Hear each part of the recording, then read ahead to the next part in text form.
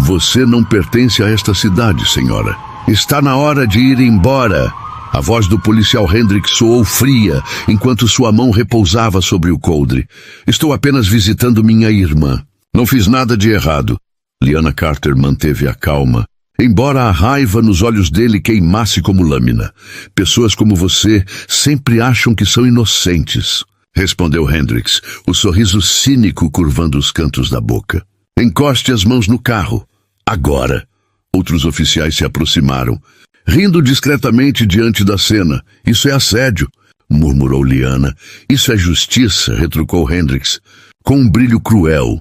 O que nenhum deles sabia era que Lyanna Carter havia passado 18 anos treinando unidades táticas da Força Aérea, ensinando soldados a manter o controle em situações exatamente como aquela, antes de mergulharmos nessa poderosa história de coragem, injustiça e redenção.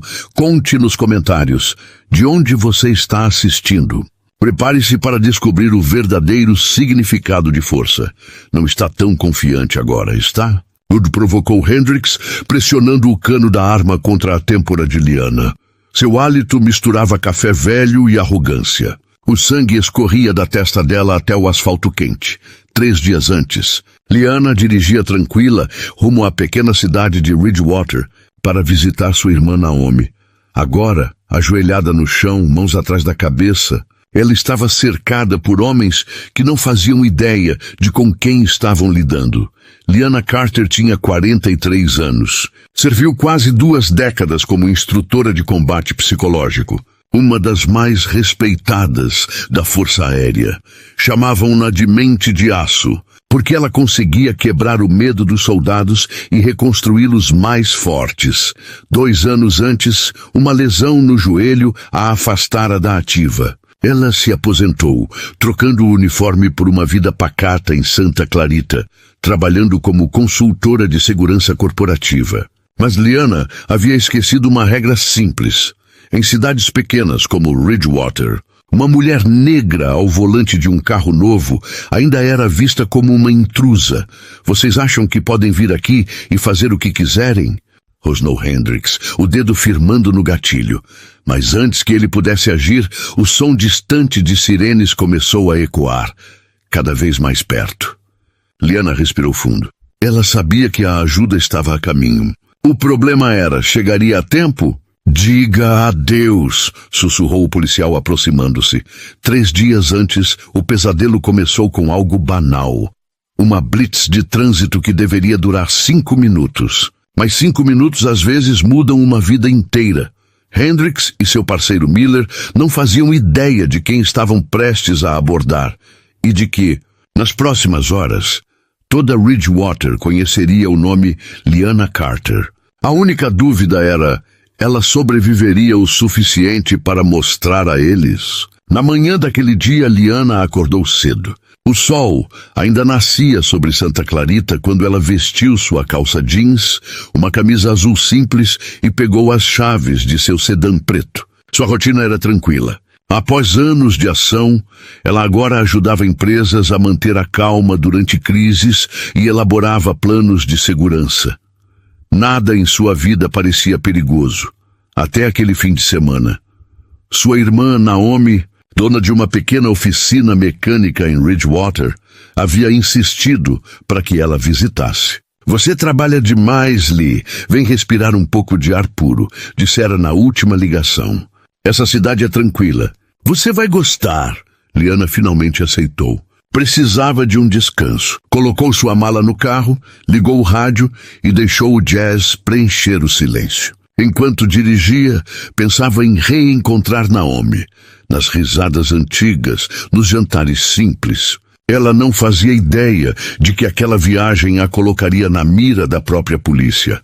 O primeiro sinal de perigo surgiu na estrada rural que levava a Ridgewater. Pelo retrovisor, Lyanna viu as luzes piscando. Olhou o velocímetro. 50 km/h em uma zona de 50, tudo perfeito.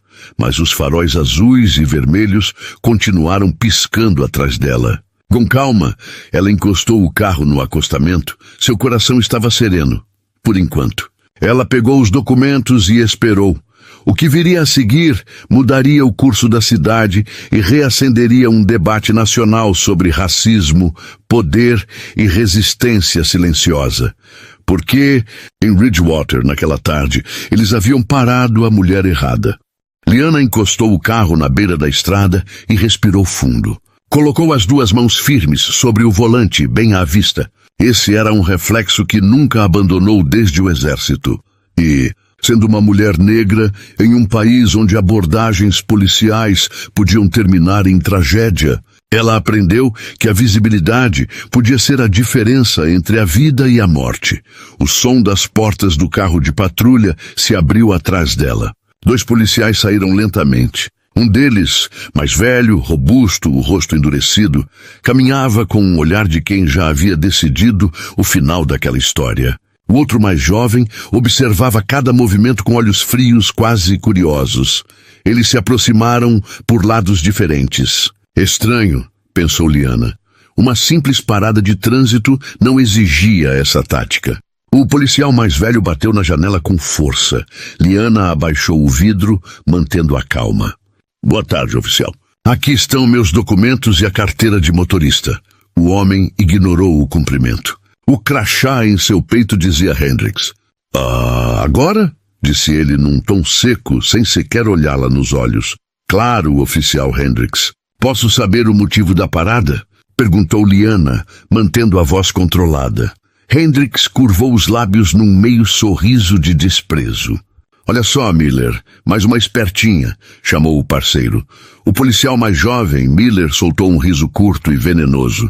Elas sempre acham que sabem mais do que a gente. Liana sentiu o estômago apertar. Ela já havia enfrentado racismo antes, inclusive entre colegas de farda. Mas havia algo diferente nesses dois. Algo tóxico, imprevisível.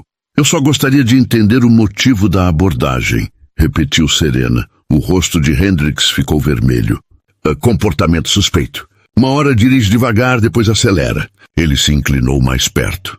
Mas o verdadeiro problema é gente como você. A pausa que ele fez, antes de gente como você, deixou claro o que realmente queria dizer. Do outro lado, Miller se aproximou do vidro do passageiro. Sidiston, bonito carro para alguém do seu tipo, hein? Disse, inspecionando o interior. Como conseguiu isso? Deixou o insulto escorrer devagar.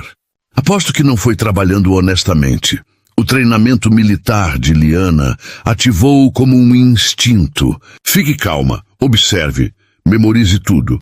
Ela registrou rostos, números de crachá, entonações de voz. Mas havia algo mais crescendo dentro dela, um fogo contido. A raiva por ser tratada como criminosa apenas por existir. Gostaria de anotar os números dos seus distintivos. Por favor, disse firme, foi o bastante para incendiar Hendricks. Ele avançou um passo. Escuta aqui, princesa. Você vem para nossa cidade achando que pode nos dar ordens? Ele olhou para Miller. Aposto que ela está escondendo alguma coisa aí dentro. Deve ter droga no carro, acrescentou o mais jovem. Ela mexeu em alguma coisa. Jane! Gritou Hendricks de repente. Movimento suspeito. Mas Liana só estava pegando a carteira do banco do carona. Em um piscar de olhos, Hendricks agarrou seu braço e a puxou para fora. O corpo dela bateu contra a lateral do carro. O metal frio encontrando o calor do asfalto sob o sol do meio-dia. Você está presa por resistência à prisão e conduta suspeita, anunciou o policial, com um sorriso que mais parecia orgulho. As algemas se fecharam em seus pulsos, com força desnecessária. Ela sentiu o metal cortando a pele. Ele havia feito de propósito. Miller deu a volta no carro e se posicionou atrás dela, bloqueando qualquer rota de fuga. Não que ela pretendesse fugir, mas seu olhar treinado calculava distâncias, ângulos, possíveis reações. O mundo inteiro parecia em câmera lenta. Hendricks se inclinou perto demais, o hálito quente roçando o rosto dela. Sedã preto, hein? Zombou. Bolicins, belo carro para alguém do seu bairro. Ele deu uma risada curta. Como conseguiu isso? Cartão de assistência social? Vale refeição? Liana manteve os olhos fixos no horizonte, recusando-se a dar a ele o prazer de uma resposta. O vento balançou seu cabelo. Ela sentiu o cheiro da poeira e da gasolina no ar, e uma calma quase militar tomou conta dela. Eles não sabiam quem ela era. Não sabiam o que ela havia aprendido nos campos de treinamento da Força Aérea. Não sabiam que, a cada segundo que passava, o relógio da própria ruína deles estava correndo, porque, em Bridgewater, naquela tarde sufocante, 2 policiais haviam prendido a mulher errada. Carros como esse não aparecem muito por aqui. As palavras de Hendricks cortaram o ar como um tapa. Liana manteve o olhar firme, mas por dentro a indignação latejava. Ela havia comprado aquele carro com o próprio dinheiro, fruto de 18 anos de serviço militar e de seu atual trabalho como consultora de segurança. Mas nada disso importava para ele. Fatos não interessavam a quem já havia decidido o veredito antes de ouvir a defesa. Eu trabalho com segurança corporativa, disse ela com calma. Segurança corporativa, repetiu Miller, rindo com deboche. É assim que chamam agora? Hendricks abriu a porta do carro sem pedir permissão. Tenho certeza de que vamos encontrar algo aqui, disse enfiando as mãos nos pertences dela. Drogas, talvez, ou algum equipamento roubado. Vocês sempre têm alguma coisa a esconder, Liana observou, impotente, enquanto ele revirava o interior do carro sem mandado, sem justificativa, apenas movido por preconceito puro. Travestido de dever policial, cada movimento dele era uma violação dos direitos dela. Cada palavra, uma tentativa de humilhação. Mas ela se lembrava do que aprendeu no exército. Respire, observe, memorize, e assim fez. Gravou mentalmente cada infração, cada insulto, cada número de crachá. Oficial Hendricks, disse ela, a voz firme. Gostaria de saber qual crime o senhor acredita que cometi. Ele bateu a porta do carro e se virou com um sorriso cruel. Crime? Que tal o crime de dirigir sendo uma estranha na nossa cidade? Ele deu um passo à frente. Ou o crime de achar que pode agir como se fosse daqui? Miller assentiu rindo. Bridgewater era tranquila antes de pessoas como você começarem a aparecer. Liana sentiu o corpo ser empurrado contra o carro. O metal quente queimou suas costelas. Vamos desmontar esse carro inteiro, disse Hendricks rosnando. E quando encontrarmos o que eu sei que está aí, você vai para a cadeia por um bom tempo. Ela poderia ter dito quem era, poderia ter mencionado seu histórico militar, sua patente, seu acesso a informações que colocariam medo em qualquer um daqueles homens. Poderia ter citado nomes de generais, oficiais, advogados de defesa, mas escolheu o silêncio.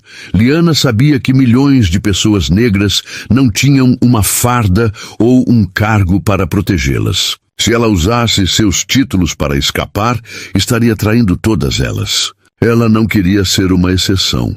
Queria provar que o sistema estava errado. Quero um advogado, disse com firmeza. Hendricks gargalhou. Vai ter um sim. Um defensor público que vai se importar tanto com você quanto nós. Ele a empurrou até a viatura. Entra logo. O motor rugiu e o carro da polícia seguiu pela estrada poeirenta. Do banco de trás, Liana observava as árvores passando rápido pela janela. Mas algo não parava de incomodá-la. Aquilo não parecia uma abordagem impulsiva. Parecia ensaiado, calculado. Como se eles já tivessem feito isso antes e sabiam exatamente o que fazer depois. Delegacia de Bridgewater, o prédio, parecia ter parado no tempo. Concreto descascando. Cheiro de café velho e paredes amareladas. As lâmpadas piscavam no teto, lançando sombras instáveis sobre o chão gasto. Liana notou tudo. Uma pequena bandeira confederada pendurada discretamente atrás de uma mesa. Quadros com fotos de oficiais, todos brancos, todos sorrindo. Certificados e prêmios pendurados nas paredes, celebrando honra e tradição. Mas nenhum mencionava comunidade ou igualdade. Hendricks fez questão de falar alto, para que todos ouvissem. Temos mais uma que acha que as regras não se aplicam a ela. Alguns oficiais levantaram o olhar. Ninguém perguntou o motivo da prisão. Ninguém questionou o uso da força. Apenas voltaram ao trabalho, como se presenciar aquele tipo de abuso fosse rotina. Liana entendeu na hora. Não eram só Hendricks e Miller. Aquele preconceito vinha de dentro, impregnado em cada parede, cada olhar, cada risada abafada. Colocaram-na numa cela pequena, com 2 outras mulheres. O chão estava frio, e o cheiro de mofo impregnava o ar. A mais velha, de cerca de 26 anos, levantou o olhar cansado. "Por que te trouxeram?" perguntou. "Dirigir sendo negra, aparentemente", respondeu Liana, sentando-se no canto. "E você? Furto em loja", disse ela, amargurada. "Só que eu tinha no recibo. Mostrei 3 vezes. Mesmo assim, me prenderam." A mais jovem, uma menina de talvez 17 anos, olhou para as mãos trêmulas. "Me pegaram por vadiagem." "Eu só estava esperando o ônibus", murmurou. Liana olhou para as 2 e sentiu o estômago se revirar. Não eram criminosas. Eram reflexos de um sistema que escolhia a cor da pele como justificativa. O silêncio entre elas foi cortado pelo barulho de passos no corredor. Hendricks apareceu diante das grades, com aquele mesmo sorriso frio. "Aproveite sua estadia, princesa", disse ele. "A cidade é pequena, mas a cela é confortável." Ele riu e se afastou. Liana encostou a cabeça na parede fria e respirou fundo. Ela sabia que precisava manter o foco. Cada detalhe, cada palavra, cada abuso seria registrado. E quando a hora chegasse, ela os derrubaria um por um. Lá fora, o sol começava a se pôr sobre Ridgewater. Embora ela estivesse atrás das grades, a verdadeira prisão estava do lado de fora, feita de ignorância, poder e medo.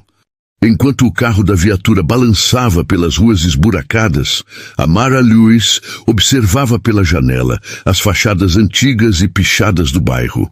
O nome nas placas era diferente, mas o sentimento era o mesmo em qualquer cidade dos Estados Unidos: desconfiança, medo e silêncio.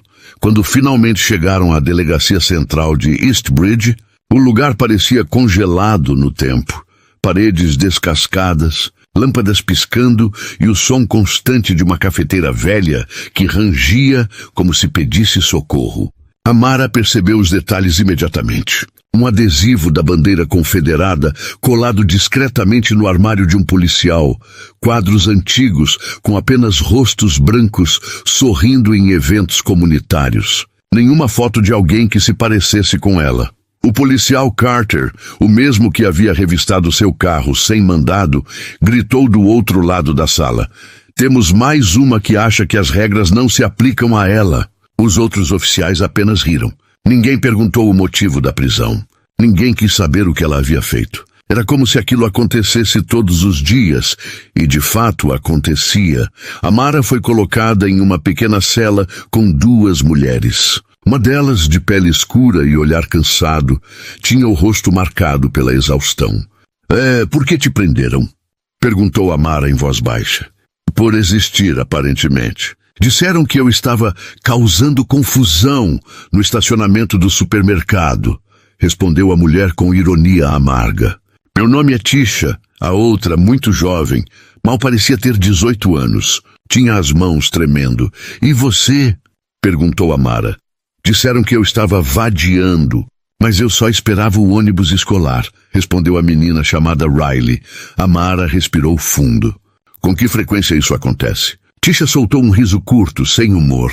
"Toda semana. Às vezes todo dia. Principalmente se você for de Harborview, o bairro negro da cidade." Riley assentiu. "Minha avó mora lá há 40 anos. Antes era tranquilo, mas nos últimos 2 anos ficou impossível. Agora multam por qualquer coisa. Grama alta, carro na calçada, música alta. E sempre os mesmos policiais. Carter e Miller." Amara franziu o senho. Sempre eles." "Sempre", respondeu Tisha. "Mas tem mais. Depois que prendem alguém, aparece um homem branco, bem vestido, oferecendo ajuda legal. Na verdade, ele quer comprar as casas das pessoas." Amara ficou alerta. Quem é esse homem?" "Elliot Stryker, dono de uma empresa chamada Stryker Realty. Diz que está salvando as pessoas de dívidas, mas na verdade está comprando tudo por preço de banana." Riley completou. "Ele ofereceu 30 mil pela casa da minha tia." "Vale quase 100 mil. Quando ela recusou, começaram as multas. Depois vieram as ameaças. O instinto militar de Amara entrou em ação. Ela passou anos analisando comportamentos em zonas de conflito e agora via o mesmo padrão. Isso não era acaso. Era operação coordenada. Com quantas famílias isso aconteceu? Perguntou ela. Dezenas, respondeu Tisha. E quem reclama acaba acidentado ou simplesmente some.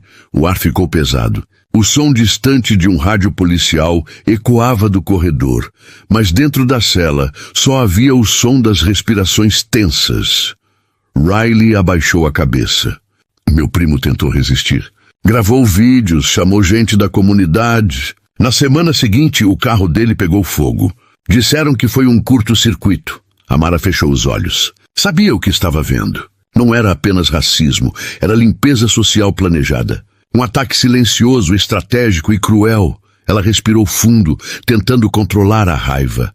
Eu preciso dos nomes de todos. Dos policiais, do tal Streaker, de quem mais vocês lembrarem. Tisha a olhou desconfiada. Pra quê? Amara se endireitou. Porque eu não vou ficar sentada vendo isso continuar. Riley a observava com os olhos arregalados. Mas o que você pode fazer? Amara deu um meio sorriso, frio e determinado. Muito mais do que eles imaginam, ela não disse quem era. Não contou sobre sua patente, nem sobre sua conexão direta com a Agência Nacional de Justiça Militar. Decidiu que, por enquanto, permaneceria apenas como mais uma mulher negra injustiçada. Mas por dentro, algo se acendia. Naquela cela imunda e abafada, Amara Lewis traçava mentalmente o primeiro passo para desmontar a operação criminosa de Eastbridge. E ela sabia, quando terminasse, nenhum deles voltaria a dormir em paz. O que aconteceu com ele? Perguntou Amara em voz tensa. Riley respirou fundo. Disseram que foi um acidente de carro. Tarde da noite. Mas era uma estrada reta, sem curvas, e ele já tinha dirigido por ali 1000 vezes. O relatório dizia que ele estava bêbado, mas meu primo Noah nunca bebeu. Nem uma gota. Todo mundo no bairro sabe disso. O olhar de Tisha se turvou. E teve também a senhorita Elaine, lembra, Riley? Riley assentiu lentamente. Ela era professora. Estava anotando tudo o que a polícia fazia com os alunos negros da escola. Um dia teve um ataque cardíaco, aos 39 anos, sem nenhum histórico de problema de saúde. O estômago de Amara se revirou. Aquele tipo de silêncio mortal que paira antes da verdade. Então não foram acidentes. Murmurou Tisha, baixou o olhar. Alguém está se livrando de quem atrapalha.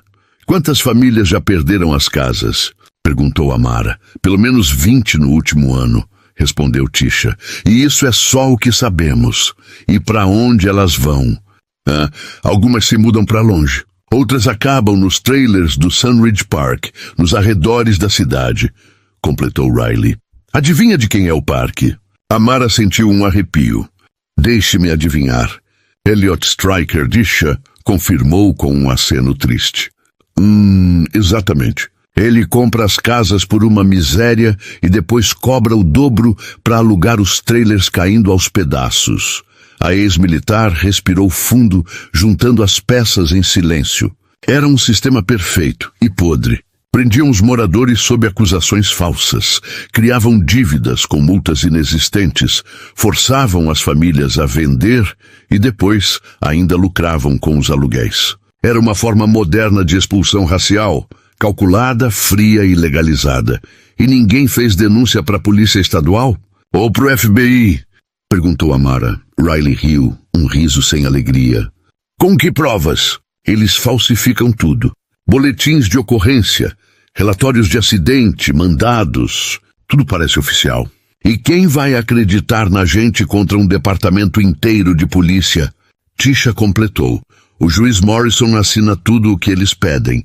E adivinha? Ele joga golfe com o tal Stryker todo fim de semana. Amara ficou em silêncio por um instante. Era maior do que ela imaginava. A podridão vinha do topo. Polícia, tribunal, prefeitura. Todos interligados. Deve haver uma maneira de parar isso, disse ela. Quase para si mesma. Só se aparecer alguém que eles não possam prender, nem ameaçar, respondeu Tisha. Alguém com poder de verdade. Amara olhou para as duas mulheres, firmes apesar do medo. Elas não tinham ideia de quem estava ao lado delas, e que o alguém com poder já estava ali, respirando o mesmo ar sufocante. Mas primeiro, ela precisava sair viva daquela cela. Na sala da recepção, o jovem policial Ethan Marsh, de apenas 24 anos, digitava a papelada de Amara no sistema. Recém-contratado, ainda acreditava em fazer o certo. Quando o perfil dela apareceu na tela, ele parou de digitar. Serviço militar, 18 anos. Forças Armadas Navais do Zepulua. Patente suboficial sênior. Condecorações, medalha de distinção, medalha de serviço em combate, fita de honra. Ethan piscou sem acreditar. Seu avô havia servido no Vietnã. Seu pai, na Guerra do Golfo.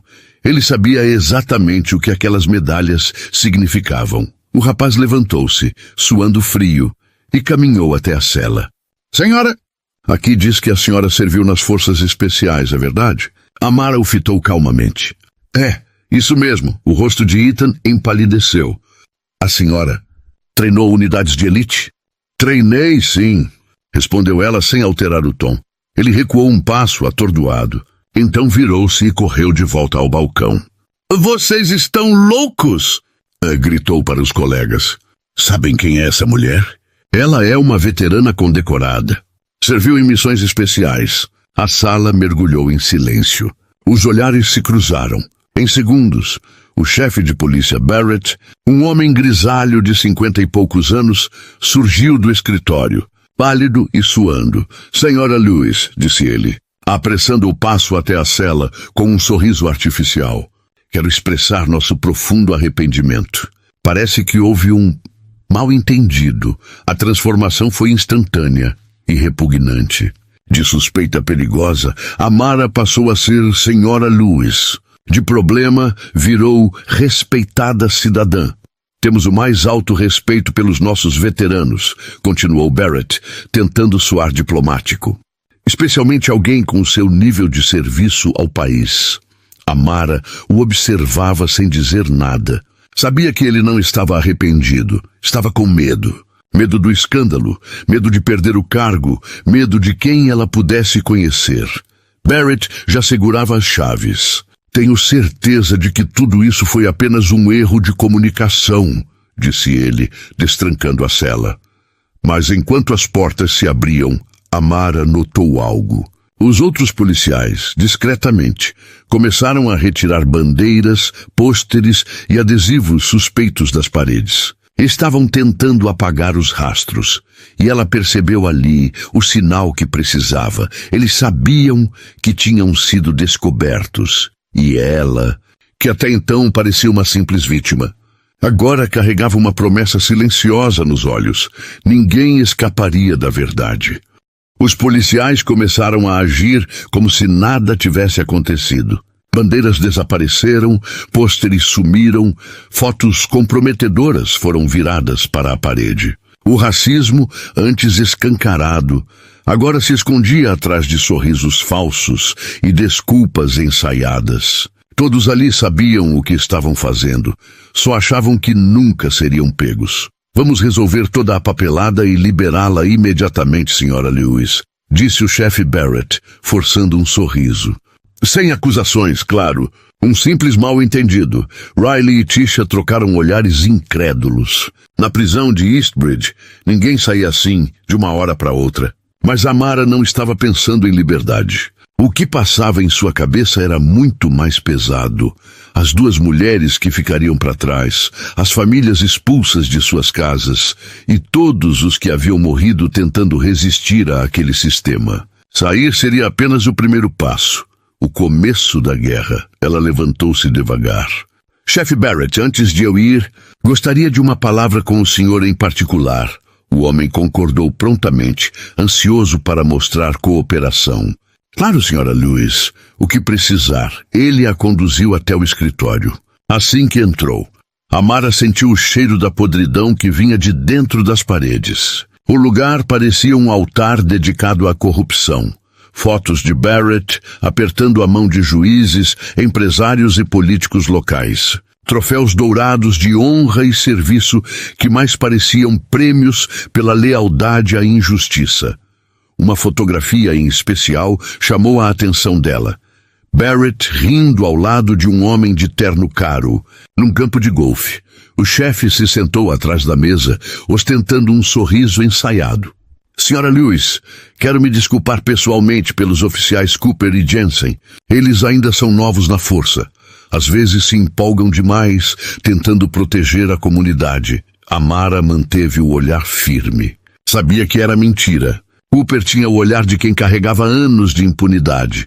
Ainda assim, deixou o chefe continuar falando. Temos o mais alto respeito pelos veteranos. O que aconteceu hoje foi inaceitável e tomaremos as devidas providências. Antes que ela pudesse responder, a porta se abriu, sem bater. Um homem alto, de cabelo penteado para trás e terno azul marinho impecável, entrou como se fosse o verdadeiro dono do lugar. Chefe Barrett, ouvi dizer que tivemos um problema, disse ele, olhando diretamente para Amara. Por um instante, seu sorriso vacilou. E esta deve ser a Sra. Lewis. Um prazer conhecê-la. Sou Elliot Stryker, empresário local e parceiro do departamento. Barrett se apressou. O Sr. Stryker é um grande apoiador dos nossos projetos comunitários. Amara apertou a mão do homem. Fria, firme, sem sorrir. Agora ela sabia exatamente quem era o rosto por trás do esquema. O mesmo nome que Riley e Tisha haviam mencionado. O homem que comprava casas por trocados e destruía vidas inteiras com uma assinatura. O Sr. Stryker veio discutir uma iniciativa de revitalização urbana, explicou Barrett, empolgado. Na mesa, Amara viu uma pasta aberta. No topo lia-se Projeto de Renovação de Eastbridge. Abaixo, uma lista de endereços. Endereços que ela reconhecia, os das famílias expulsas. Stryker limpou a garganta. Bem, talvez devamos conversar sobre isso mais tarde. Não quero interromper os assuntos internos da polícia. O tom era cortês, mas seus olhos denunciavam desconforto. Amara sorriu discretamente. A verdade, Sr. Stryker, o tema me interessa bastante. Trabalho como consultora de segurança corporativa. Ele ergueu as sobrancelhas curioso. É mesmo? E qual é o foco do seu trabalho? Análise de risco, respondeu ela calmamente. Detectar ameaças antes que se tornem crises. O silêncio que se seguiu foi pesado. Barrett mexia as mãos, inquieto.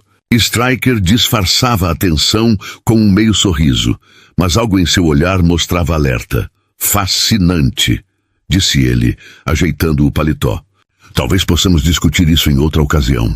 Tenho certeza de que a senhora está ansiosa para voltar à sua visita. Amara se levantou, pegando seu casaco com tranquilidade.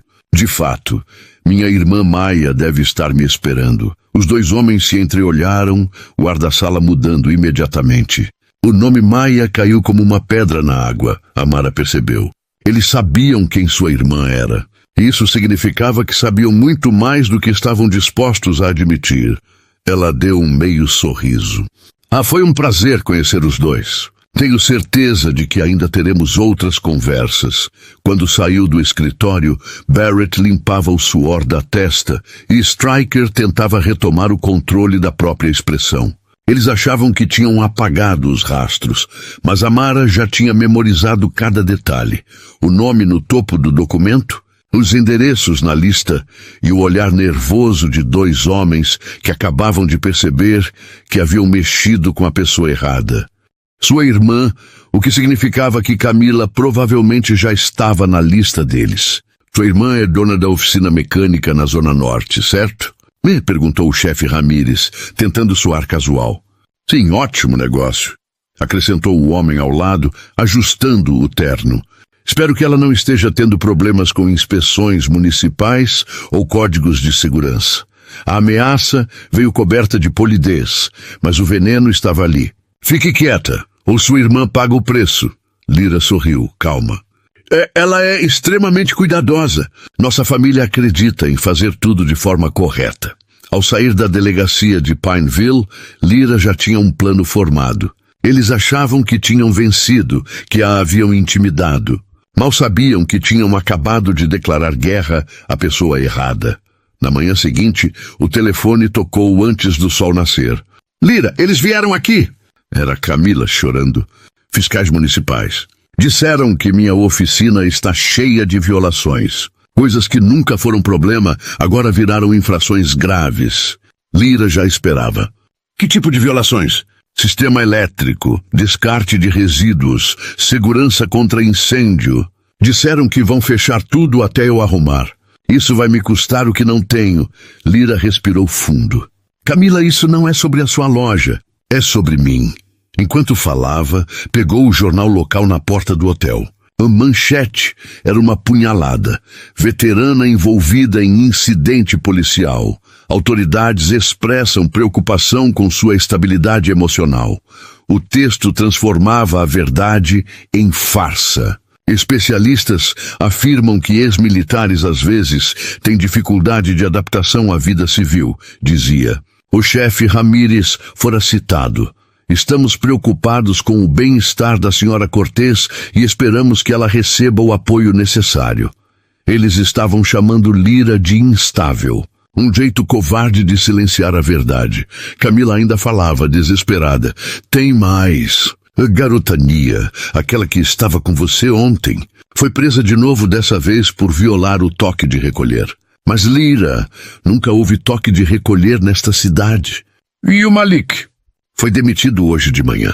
O chefe disse que recebeu uma ligação da prefeitura sobre contratação de agitadores. Lyra cerrou os punhos.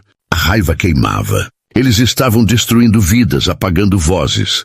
Camila, arrume suas coisas. Você vem pro hotel comigo agora. Não posso deixar minha loja. Sua loja já está fechada. E se ficar aí, eles virão atrás de você também. Uma hora depois, Camila chegou. Os olhos inchados. Levei 17 anos para construir tudo isso, disse ela, a voz trêmula. E eles destruíram em um dia. Lyra a abraçou. Eles acham que venceram. Acham que vão nos calar com medo. Mas não fazem ideia do que provocaram. Passei metade da minha vida treinando soldados para lutar contra inimigos maiores do que esses covardes de terno. Agora é a minha vez. Ela sentou-se à mesa do quarto de hotel, abriu o notebook e começou a digitar. O que você está fazendo? Perguntou Camila. Pedindo alguns favores. Quando você mexe com uma veterana, não mexe só com uma pessoa. Mexe com uma rede inteira. Depois da terceira ligação, Camila falou com voz baixa. Antes de ligar para mais alguém, preciso te mostrar uma coisa. Abriu o próprio laptop. Uma pasta chamada Arquivos Painville piscava na tela. Venho guardando isso há mais de um ano. Eu sabia que havia algo errado, mas não tinha como provar. O que ela mostrou deixou Lyra sem ar. Relatórios, fotos, planilhas, tudo organizado. Os registros de prisão mostravam que 76% das detenções em Northridge, o bairro negro de Pineville, eram de moradores afrodescendentes, sempre por infrações banais. Nos bairros brancos, as taxas eram 10 vezes menores. Os registros imobiliários mostravam algo ainda mais chocante. Damien Holt, o empresário filantropo, havia comprado 18 propriedades em Northridge nos últimos 2 anos. Todas depois que os donos enfrentaram multas ou processos. Mas o pior estava por vir. Lembra de Jerome Ellis? Perguntou Camila. O veterano que começou a gravar os abusos da polícia? Lyra assentiu. Morte por overdose. Mas a família jura que ele nunca usou drogas. E a professora Lúcia Mendes, continuou Camila, teve um ataque cardíaco aos 39 anos, sem nenhum histórico médico. Ela era quem organizava aulas de direitos civis para as crianças. E o Malik? O carro dele foi sabotado. Freios cortados. Lyra sentiu um nó no estômago. Camila abriu outro arquivo, e-mails confidenciais de dentro da prefeitura. Consegui isso com um funcionário revoltado. Olha, os e-mails mostravam conversas entre Ramírez, Holt e o juiz Clayton.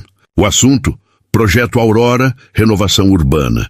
Mas as palavras que vinham depois eram claras. As famílias devem ser persuadidas a cooperar. Se resistirem, intensificar as penalidades administrativas. Lira fechou os olhos por um instante. Eles estavam limpando a cidade, não de criminosos, mas de pessoas negras. E agora tinham tocado na sua família. Ela abriu um novo documento no computador, digitando o título com calma. Operação Aurora Contra-Ataque. O que é isso? Perguntou Camila.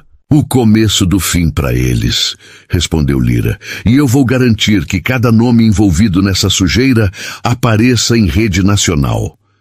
Do lado de fora, o amanhecer tingia Pineville de dourado. Mas dentro daquele quarto de hotel, uma guerra silenciosa havia começado. E Lira Cortez não era o tipo de mulher que recuava. Camila encarou as xícaras alinhadas no balcão da lanchonete e falou alto, como quem entrega um bilhete ao vento. Minha irmã decidiu que é melhor voltar para San Diego. Todo esse estresse fez mal a ela. Acho que exagerou por causa do serviço militar. As conversas ao redor diminuíram por um instante. O burburinho do refeitório municipal foi substituído por olhares curiosos. Ela repetiu a mesma versão na loja de ferragens, no posto e na barbearia, sempre com leveza, com o tom de quem quer poupar a família de problemas. A história correu como se fosse verdadeira. Era isso que precisava acontecer. Uma imagem pública de rendição, de uma veterana que optava por desaparecer. Enquanto Camila cumpria o papel, Lira trabalhava nos bastidores. Do quarto de hotel, ela organizou tudo como em uma operação militar. Cada arquivo, cada e-mail, cada recibo e cada evidência que Camila tinha coletado foi catalogado, criptografado e enviado discretamente para 3 destinatários diferentes: o Departamento de Justiça, a Divisão de Direitos Civis do FBI e o Escritório de Habitação e Desenvolvimento. Junto foi um dossiê para David Hale, o advogado especializado que ela havia contatado, com pedidos formais de investigação e descrição dos padrões fraudulentos. Lira não tinha pressa. Ela sabia que no processo de encobrimento, os culpados se apressam em apagar rastros, e é justamente nessa pressa que erram. Deixe-os acreditar que ganharam, murmurou para Camila. E então, vamos pegar cada um com as mãos na massa. Camila assentiu, reaplicando seu sorriso cansado como disfarce. Ao entardecer, o primeiro gesto de Lira começou a funcionar. Um dos informantes da prefeitura, alguém que há meses enviava cópias dos e-mails a Camila, recebeu um telefonema curto e urgente. Encontre-se comigo amanhã. Cidade vizinha, 10 horas. O mensageiro disse que sim, com voz trêmula, e desligou. Em poucos minutos, o contato havia acionado o funcionário que trabalhava no setor de registros, aquele mesmo que replicava os documentos, e pediu que ele copiasse e guardasse duplicatas de todos os e-mails ligados ao projeto Aurora. Na manhã seguinte, um carro escuro estacionou a 2 quadras da oficina de Camila. Não era uma viatura local. 2 homens em trajes simples cruzaram a rua com pastas discretas. Agentes federais com mandado de busca e intimação. Eles não vieram anunciando presença nem chamando atenção. Vieram com procedência legal, com pausas para não alarmar. Lira observava de longe, pelo espelho retrovisor do carro estacionado em frente ao hotel, respirando devagar. Cada sensação sob controle absoluto. Dentro da prefeitura, as coisas começaram a ruir em câmera lenta. O funcionário que vazara os e-mails foi chamado à sala de um assistente do promotor federal, e sua declaração foi gravada. Enquanto isso, no gabinete do juiz Clayton, um pedido de afastamento temporário para análise dos contratos e das compras feitas por Stryker havia sido protocolado em sigilo. Documentos outros, assinados por autoridades estaduais, emergiram como uma teia que conectava multas, mandados falsos, ordens de inspeção e as compras subsequentes de propriedades por Stryker Realty. Quando Elliot Stryker recebeu a primeira intimação, sua reação foi de falsamente contido desespero. Ligou para o chefe Barrett, exigindo ação e prometendo que tudo isso era um mal-entendido. Barrett telefonou para o juiz Clayton, que demonstrou nervosismo. Mas o relógio já havia avançado. Os agentes federais não precisavam de testemunho do chefe local para seguir com sua investigação. Havia provas documentais agora, e essas provas eram suficientes para abrir linhas de apuração que os olhos locais não poderiam mais moldar. Stryker começou a mover suas peças. Ordenou que contratos fossem transferidos, pagamentos expedidos e servidores de e-mail limpos. Barrett tentou reerguer a cena pública, convocando uma coletiva onde falaria sobre transparência e respeito. Mas as imagens de grupos de moradores expulsos, a planilha com os endereços e as cópias dos e-mails vazados já circulavam, discretamente, entre algumas redações de jornais regionais. Graças a um contato que Lyra havia conseguido com um repórter ético em troca de material antecipado.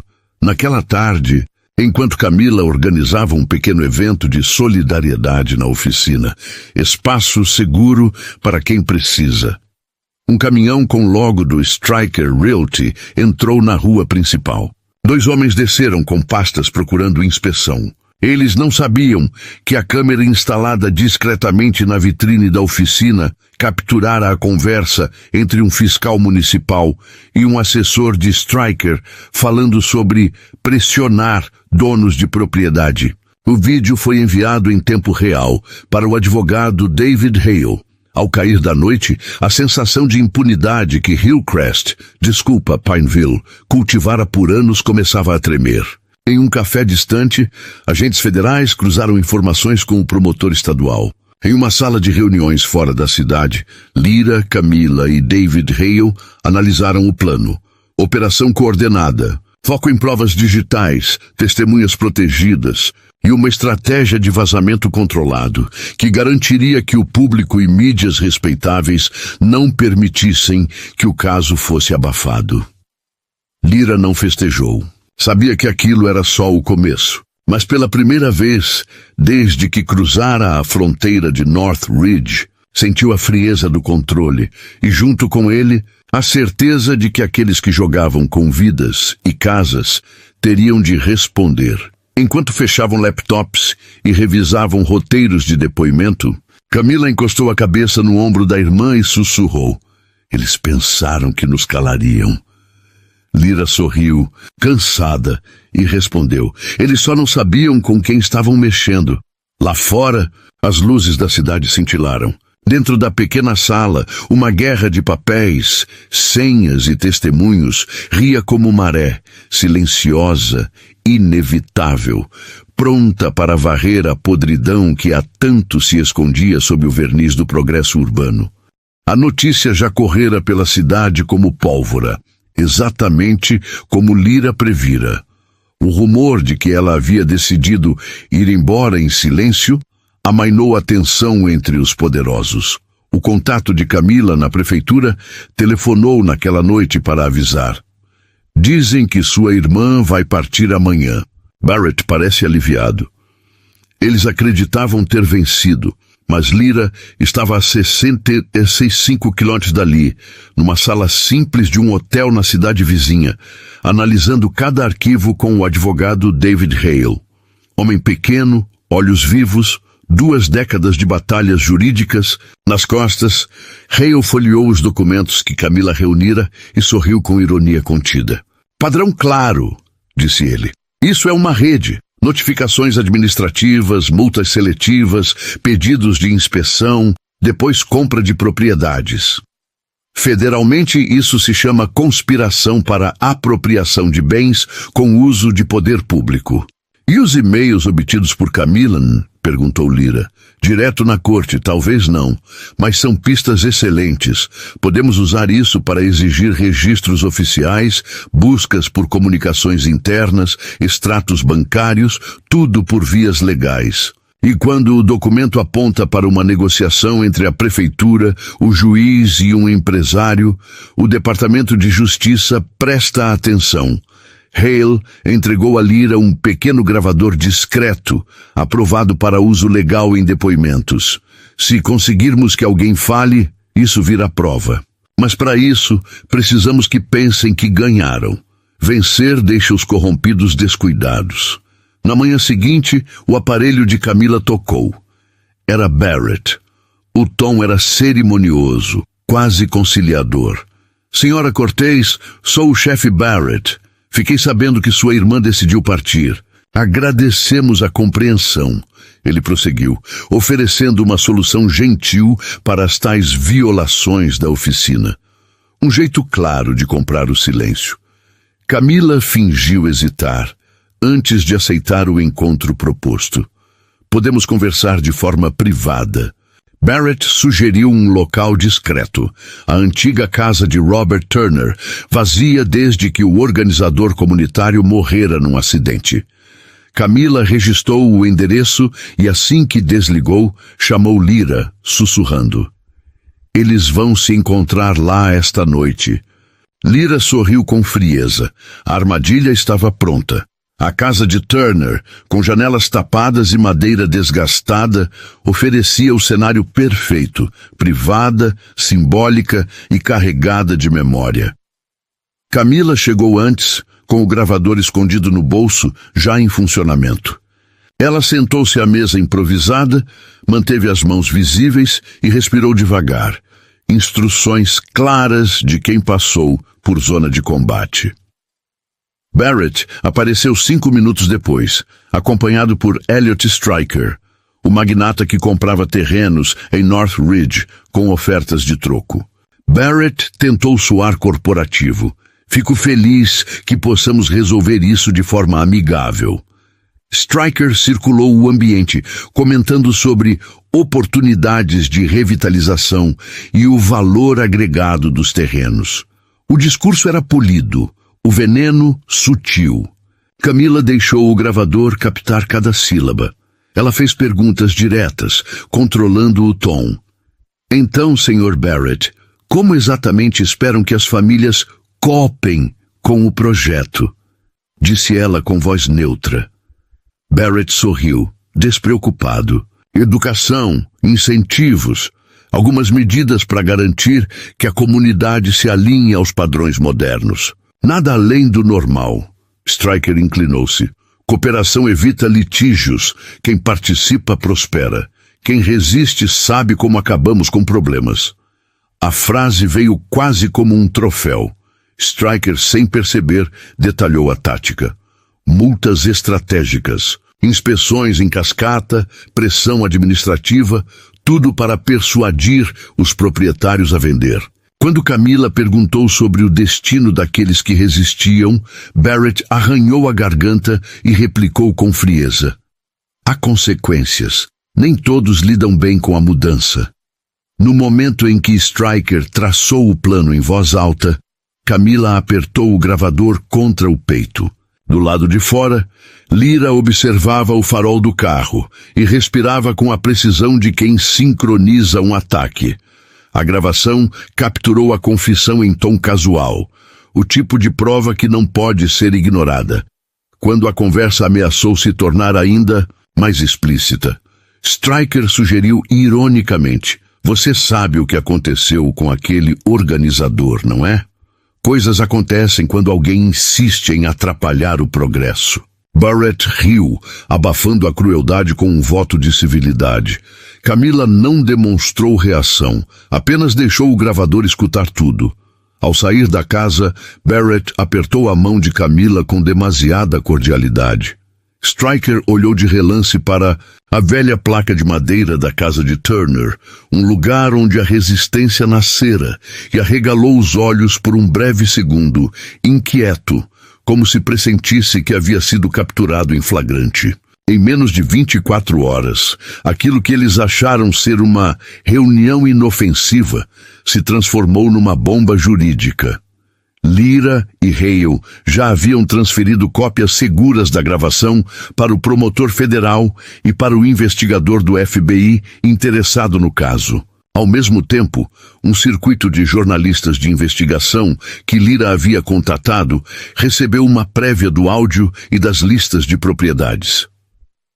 A noite caiu sobre Pineville com a sensação de que o equilíbrio mudara.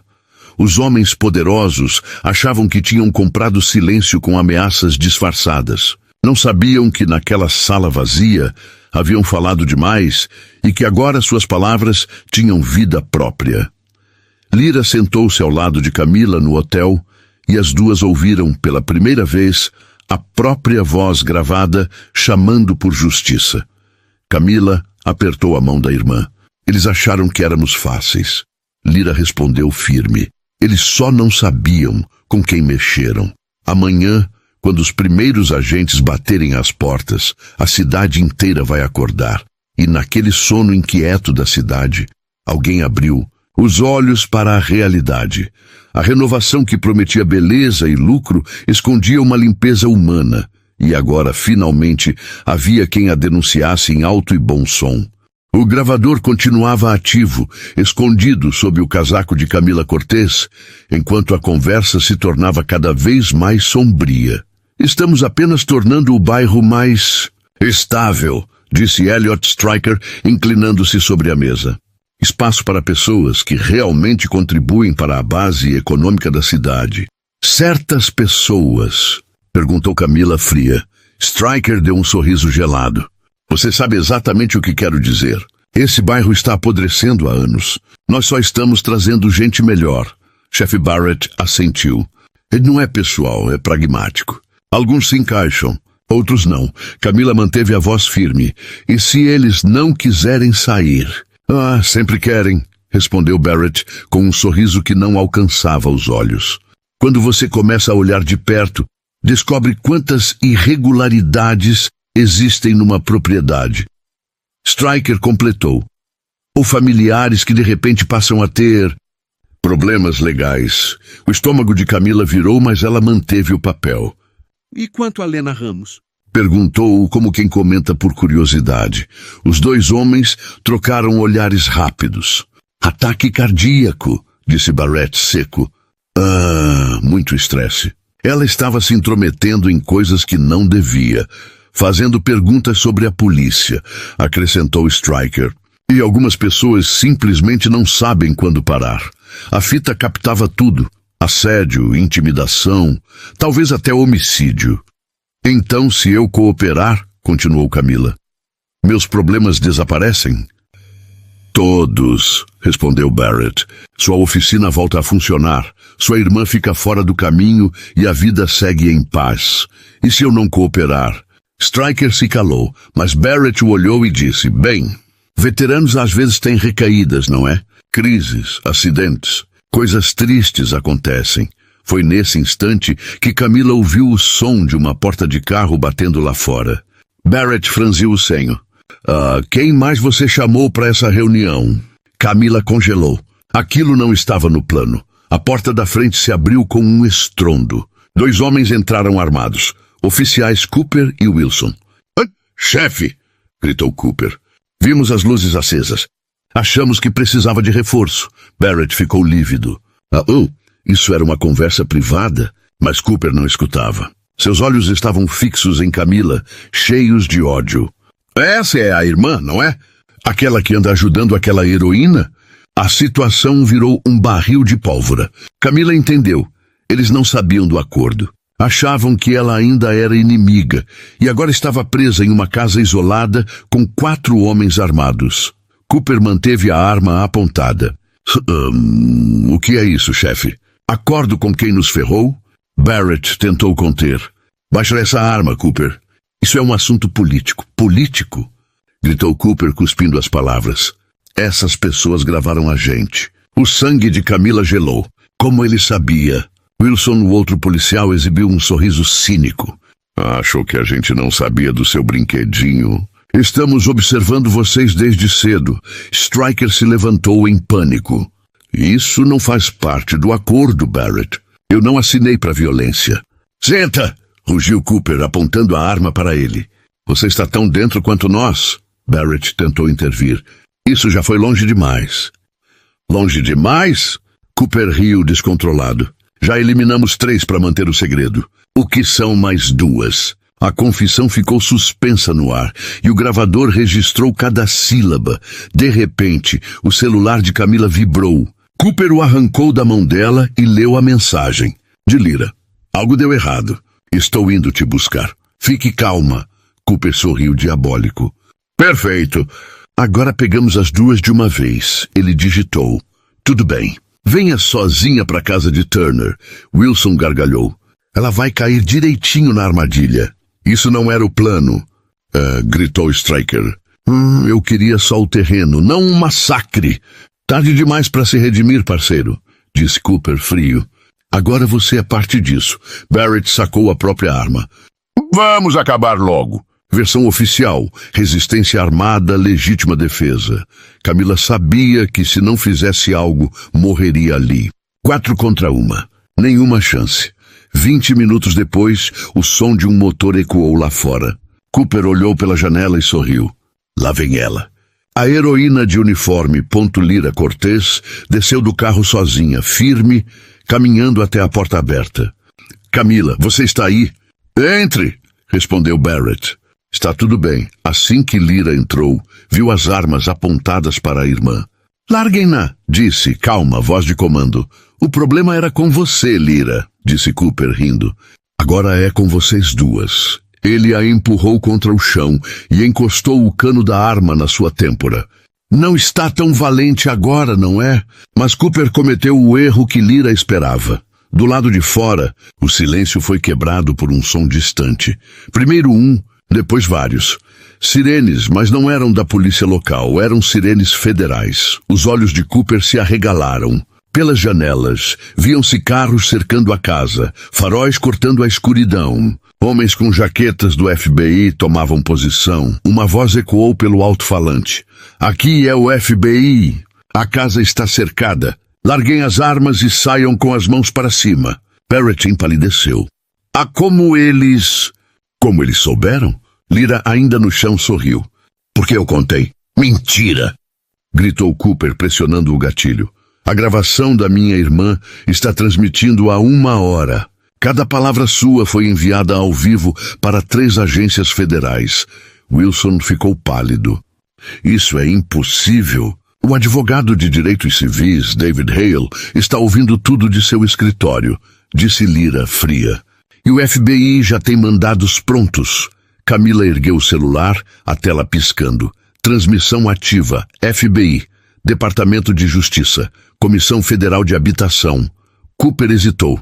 Lá fora, o som das botas e o clique metálico das armas tomava conta da noite. Lyra o encarou. Acabou. O homem respirou fundo, o suor escorrendo pela têmpora. Por um segundo, pareceu pensar em atirar mesmo assim. Mas a parede da frente explodiu com o som da porta sendo arrombada. Agentes federais invadiram o local gritando: "No chão! Larguem as armas!" Camila e Lyra foram puxadas para fora pelos agentes, protegidas por coletes. Enquanto era algemado, Cooper olhou para Lyra com ódio e medo misturados. "Você planejou tudo isso?" "Não", respondeu ela com voz gelada.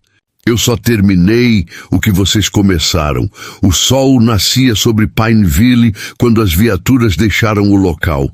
E pela primeira vez em muito tempo, alguém naquela cidade dormiu com a sensação de que a justiça ainda podia acordar, mesmo no meio da escuridão. A antiga casa de Elliot Green, que havia sido abandonada após o misterioso acidente que tirou sua vida, agora estava silenciosa e cercada por mato alto. Era o cenário perfeito para uma armadilha, discreta, simbólica e irônica. Helena Carter chegou primeiro como combinado. O pequeno gravador estava escondido no bolso interno do casaco, já ativado. O vento frio da noite passava por entre as janelas quebradas, trazendo um som que lembrava o sussurro dos que haviam lutado e caído antes dela. 5 minutos depois, o chefe Douglas Harlan e o empresário Marcus Trent apareceram. Harlan trazia um sorriso que não alcançava os olhos. "Helena, que bom que conseguimos nos entender", disse ele fingindo cordialidade. Marcus olhou ao redor da sala vazia e comentou: Este lugar vai abaixo no próximo mês.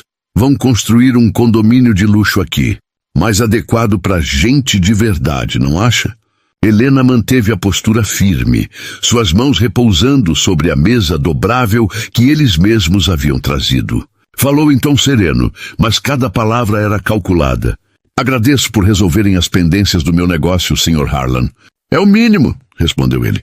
Cuidamos de quem sabe como as coisas funcionam por aqui. Sua irmã causou alguns transtornos, mas felizmente tudo ficou para trás. Marcos se inclinou para frente, o olhar frio. O segredo do sucesso em Lakewood City é cooperação, Helena. Trabalhe conosco e prospere. Lute contra nós. Bem, basta lembrar o que aconteceu com Elliot Green. O coração dela bateu forte, mas sua voz saiu firme. O que exatamente aconteceu com ele? Douglas riu. Um acidente de carro, muito triste. Mas ele andava se metendo onde não devia. Organizava o povo contra o progresso da cidade. Progresso? Perguntou Helena. Sim, respondeu Marcos, abrindo um sorriso torto. Limpar certas áreas. Tirar pessoas que não têm condições de pagar por casas que ocupam. É simples, ou colaboram ou somem. Foi o bastante. O gravador captou tudo. Helena se levantou lentamente. Obrigada, senhores. Acho que já ouvi o suficiente. Douglas estreitou os olhos. O que quer dizer com isso? Antes que ela respondesse, o som de pneus ecoou do lado de fora. Douglas puxou a arma. O que está acontecendo aqui? Helena ergueu as mãos sem medo. O que vocês chamam de justiça finalmente chegou. Marcos tentou correr até a janela, mas a porta da frente foi arrombada com um estrondo. Agentes federais invadiram o local, coletes à prova de balas, reluzindo sob as lanternas. Ninguém se mexe! Soltem as armas! Gritou o agente Parker. Douglas hesitou por um segundo, o tempo exato para ser derrubado no chão por outro agente. Marcos foi imobilizado logo depois. Em poucos minutos, os dois estavam algemados, cercados por testemunhas e provas gravadas. Um ano depois, o centro comunitário Elliot Green estava repleto de pessoas. Crianças corriam pelo pátio, enquanto vozes ecoavam sob o novo teto branco que substituía as ruínas do passado. Helena subiu ao pódio com os olhos marejados. Na primeira fila, sua irmã Mariah sorria. Agora, uma líder comunitária reconhecida, financiada por fundos recuperados do processo judicial. Ao lado dela estava Devon, de volta do primeiro semestre da faculdade com bolsa integral.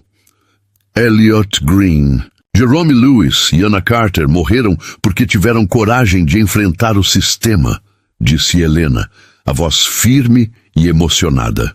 Eles provaram que a mudança nasce da persistência, da verdade e do trabalho coletivo. Naquele momento, o salão inteiro ficou em silêncio. Douglas e Marcos cumpriam suas penas em prisões federais. O juiz Morrison Hale, cúmplice de ambos, havia sido destituído e respondia por corrupção. O novo xerife de Lakewood havia prometido uma reforma completa no departamento. A antiga oficina de Mariah não só reabriu, como também se expandiu. Ela contratou 3 jovens do bairro, todos filhos de famílias que haviam sido expulsas injustamente. Após a cerimônia, Helena se aproximou da irmã. Conseguiu, Lena, derrubou todos eles. Ela sorriu, negando com a cabeça. Não, Mariah. Nós conseguimos. Você reuniu as provas. A comunidade se levantou. O sistema funcionou, mesmo que pela primeira vez em muito tempo. As duas observaram as crianças brincando sob o pôr do sol. Não se trata de vingança, disse Helena com voz suave. Trata-se de provar que pessoas comuns podem provocar mudanças extraordinárias quando se recusam a desistir. E agora, o que vem para você? Perguntou Mariah. Helena respirou fundo e respondeu com um brilho no olhar. Fui convidada para o Conselho Estadual de Direitos Civis dos Veteranos. Quero garantir que ninguém mais passe pelo que passamos. O sol se despedia no horizonte de Lakewood e Helena sentiu algo que há muito tempo havia esquecido. Esperança. O sistema ainda era falho, a justiça lenta, mas possível. Isso, pensou ela, já era o suficiente.